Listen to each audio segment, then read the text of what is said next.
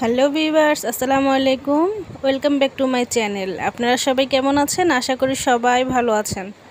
আপনাদের জন্য নিয়ে আসলাম দারুণ একটা রেসিপি। আমি আজকে আপনাদেরকে রান্না করে দেখাবো মসুর ডাল দিয়ে পুঁই শাক দিয়ে রান্না। তাহলে চলুন আর দেরি করব না, আমরা মূল রান্নাটা দেখে নিই।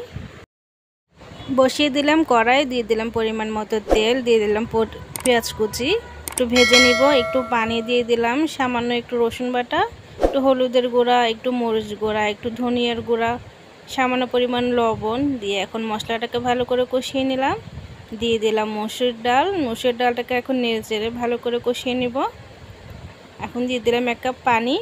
পানিটা দিয়ে আমরা মসুর ডালটা ঢাকা দিয়ে সিদ্ধ করে নিব। দেখুন মসুর ডালটা সিদ্ধ হয়ে গেছে। এখন আমি আগে থেকে কেটে ধুয়ে রেখেছিলাম পুঁই শাকগুলো দিয়ে দিব কিছু কাঁচামরিচ। এখন কিছুক্ষণ ঢাকা দিয়ে দিব, ঢাকা উল্টিয়ে নিলাম। এখন পুঁই শাক আর মসুর ডাল ভালো করে নেড়ে চেড়ে মিক্স করে দিব। দেখুন কালারটা কত সুন্দর হয়েছে। আর এরকম কালারটা রাখার জন্য অবশ্যই আপনারা চুলার আঁচটা বাড়িয়ে রান্না করবেন। একটা পাত্রে ঢেলে নিলাম। ওই কড়াইয়ের মধ্যে এখন দিয়ে দিলাম পেঁয়াজ কুচি, রসুন কুচি আর 4টা মরিচ ভালো করে ভেজে নিলাম। দিয়ে দিলাম মসুর ডাল আর পুঁই শাকগুলো। বাগারটা দেওয়া হয়ে গেল, আমাদের দারুণ পুঁই শাক রান্না হয়ে গেল।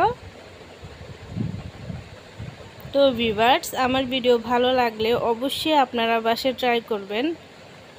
আর আমার ভিডিও ভালো লাগলে অবশ্যই আমার চ্যানেলটি সাবস্ক্রাইব করে দিবেন, আমার ফেসবুক পেজ ফলো করে দিবেন, আমার পাশে থাকবেন। আজকের জন্য আল্লাহ হাফেজ। দেখা হবে পরবর্তীতে নতুন অন্য কোনো রেসিপি নিয়ে।